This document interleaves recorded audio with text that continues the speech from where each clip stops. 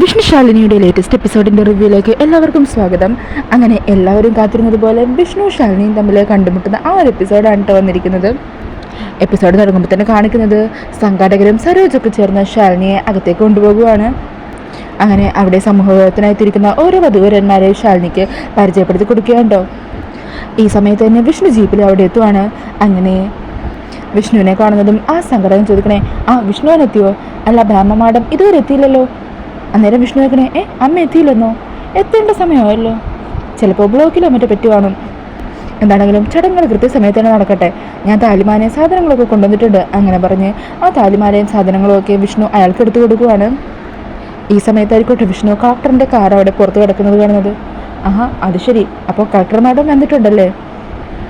അന്ന് കാർ ശരിയാക്കാൻ നേരത്ത് ഹെൽപ്പ് ചെയ്തവരും അതുപോലെ ഹോട്ടലിന് വേണ്ടിയിട്ടുള്ള സ്റ്റേ ഓർഡറൊക്കെ തന്നതിന് എല്ലാത്തിനും കൂടിയുള്ള നന്ദി ഇന്ന് തന്നെ മാഡത്തിനെ കണ്ട് നേരിട്ട് പറയണം. അങ്ങനെ പറഞ്ഞ് വിഷ്ണുവും കളക്ടറെ കാണാനായിട്ട് അകത്തേക്ക് കയറുവാണ്. ഇതേ സമയം തന്നെ അതിൻ്റെ ഓർഗനൈസർ ശാലിനിയുടെ അരികിലേക്ക് എത്തുവാണ് കേട്ടോ. എന്നിട്ട് ശാലിനിയോട് സത്യാമ്മയെ പറ്റിയും വിഷ്ണുവിനെ പറ്റിയൊക്കെ പറയുന്നുണ്ട്. സത്യാമ്മ ഇതുവരെ എത്തിയിട്ടില്ല, വിഷ്ണു വന്നിട്ടുണ്ടായിരുന്നു. സത്യാമ്മയുടെ മോനാണ് ഈ വിഷ്ണു. കല്യാണത്തിനുള്ള താലിയും മാലയും മറ്റു സാധനങ്ങളൊക്കെ ആയിട്ടാണ് വന്നിരിക്കുന്നത്. വന്നിട്ട് തിരിച്ചു പോയെന്നാണ് തോന്നുന്നത്. അങ്ങനെ വിഷ്ണുവിനെ കുറിച്ച് കേൾക്കുമ്പോൾ ശാലിനി ഒന്ന് ടെൻഷനാവുന്നുണ്ട്. പിന്നീട് അവിടുത്തെ വിവാഹത്തിനുള്ള മറ്റു ചടങ്ങുകളൊക്കെ നടക്കുവാണ് കേട്ടോ. അങ്ങനെ ശാലിനി അതിൻ്റെ ഭാഗമായിട്ട് അവരോട് സംസാരിച്ചുകൊണ്ടൊക്കെ നിൽക്കുന്നുണ്ടാകും. ഈ സമയത്ത് വിഷ്ണു അവിടെ എത്തുവാണ്. വിഷ്ണുവും ആൾക്കൂട്ടത്തിൻ്റെ ഒരു പിന്നിലായിട്ട് ഏറ്റവും ലാസ്റ്റായിട്ടാണ് നിൽക്കുന്നത്. അങ്ങനെ തിരിഞ്ഞു നിൽക്കുന്ന ശാലിനിയാണ് കാണുന്നത്. അങ്ങനെ ശാലിനി അപ്പോൾ വിഷ്ണുവിനെ അങ്ങനെ മനസ്സിലാവുന്നൊന്നുമില്ല കേട്ടോ. അന്നേരം വിഷ്ണു പറയണേ, മേഡം ഇപ്പോൾ തിരക്കിലാണെന്ന് തോന്നുന്നു, എന്താണെങ്കിലും ചടങ്ങൊക്കെ കഴിയട്ടെ, കണ്ട് സംസാരിച്ച് നന്ദി പറഞ്ഞിട്ടേ പോകുന്നുള്ളൂ. അങ്ങനെ വിഷ്ണു പെട്ടെന്ന് തിരിഞ്ഞ് പോകാൻ തുടങ്ങുമ്പോഴായിട്ട് ശാലിനി സൈഡിലേക്ക് ഇങ്ങനെ തിരിയുന്നത്. അന്നേരം വിഷ്ണു പെട്ടെന്ന് അങ്ങ് തിരിഞ്ഞു നോക്കുമ്പോഴാണ് ശാലിനിയെ കാണുന്നത്. ശാലിനിയെ കാണുമ്പോൾ വിഷ്ണുവിനെ അങ്ങ് വിശ്വസിക്കാൻ പറ്റുന്നില്ല. താനീ കാണുന്നത് സത്യമാണെന്നുള്ള മട്ടിൽ അന്തം വിട്ട് ശാലിനി തന്നെ ഇങ്ങനെ നോക്കി നിൽക്കുവാണ്. ഈ സമയം അവിടെ പുറകിൽ നിന്ന് ചിലർ തമ്മിൽ സംസാരിക്കുന്നുണ്ടാവും.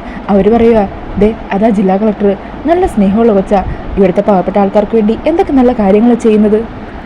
അങ്ങനെ അതൊക്കെ കേൾക്കുമ്പോൾ വിഷ്ണുവിന് ഒത്തിരി സന്തോഷമാകുക. ശാലിനി, താനപ്പോൾ ഇവിടെ മടങ്ങിയെത്തിയല്ലേ, എൻ്റെ ആഗ്രഹം പോലെ താൻ ഈ നാട്ടിൽ കളക്ടറായി മാറിയല്ലേ ശാലിനി. നമ്മൾ ആഗ്രഹിച്ചതുപോലെ താൻ നല്ല നല്ല കാര്യങ്ങൾ ചെയ്ത് എല്ലാവരുടെയും പ്രിയപ്പെട്ടവളായി മാറിക്കഴിഞ്ഞു അല്ലേ. എന്നിട്ടും ഞാൻ എന്തേ തന്നെ കണ്ടുപിടിക്കാഞ്ഞത്? എന്താ ശാലിനി നീ എൻ്റെ മുമ്പിൽ വരാഞ്ഞത്? അറിയാം, അമ്മ കാരണമല്ലേ. എന്നിപ്പോൾ അമ്മയും നീയും കൂടി ഒരുമിച്ച് തന്നെ ഈ സമൂഹം മുന്നിൽ നിന്ന് നടത്തി കൊടുക്കുന്നു. അമ്മയുടെ കൈ കൊണ്ട് അനുഗ്രഹിച്ച താലിയുമായിട്ട് ഞാൻ വന്നു. ആ താലി ഇപ്പോൾ നീ തന്നെ എല്ലാവർക്കും എടുത്തു കൊടുക്കുക. ഇതൊക്കെ ദൈവനിശ്ചയമാണ്. നമ്മൾ തമ്മിൽ ഇനി അകന്നിരിക്കേണ്ടി വരില്ല. നമ്മൾ ഉടനെ തന്നെ ഒന്നിക്കും. അമ്മ നിന്നെ ഉറപ്പായിട്ടും അംഗീകരിക്കും. അങ്ങനെ വിഷ്ണു ആകെ ഇമോഷണലാകുവാണ്. കണ്ണൊക്കെ നിറഞ്ഞൊഴുകുവാണ് കേട്ടോ. ഈ സമയത്ത് വിവാഹത്തിൻ്റെ ചടങ്ങുകളൊക്കെ തുടങ്ങുവാണ്. അങ്ങനെ ശാലിനി തന്നെ എല്ലാവർക്കും താലിമാലയൊക്കെ എടുത്തു കൊടുക്കുവാണ് കേട്ടോ. അങ്ങനെ ഓരോരുത്തരുടെയായ വിവാഹമൊക്കെ നടക്കുവാണ്. ഇതെല്ലാം കണ്ടിട്ട് മനസ്സ് നിറഞ്ഞ് വിഷ്ണുവോട് നിൽക്കുമായിരിക്കും. അവിടെ നിൽക്കുന്ന വിഷ്ണുവിനാണെങ്കിൽ ശാലിനിയും കണ്ടിട്ടൊന്നുമില്ല. വിഷ്ണു ആണെങ്കിൽ ശാലിനിയെ തന്നെ കണ്ണെടുക്കാതെ നോക്കി നിൽക്കുമായിരിക്കും. പെട്ടെന്നാണ് വിഷ്ണുവിൻ്റെ ഫോണിലേക്ക് ശ്യാമ വിളിക്കുന്നത്.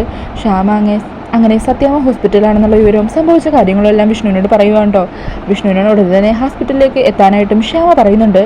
അങ്ങനെ വിഷ്ണു ഫോൺ കട്ടാക്കുവാണ്. വിഷ്ണു അങ്ങനെ അവിടെ നിന്ന് പോകാൻ തുടങ്ങുവാണ്.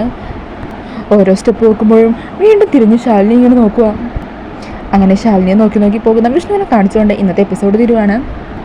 അപ്പോൾ ഈ ഒരു റിവ്യൂ ഇഷ്ടമായിട്ടുണ്ടെങ്കിൽ മറക്കാതെ വീഡിയോ ഒന്ന് ലൈക്ക് ചെയ്യണേ. കൂടുതൽ റിവ്യൂസിനായിട്ട് ഈ ചാനലൊന്ന് സബ്സ്ക്രൈബ് ചെയ്തും കൂടി സപ്പോർട്ട് ചെയ്യണേ. Thank you.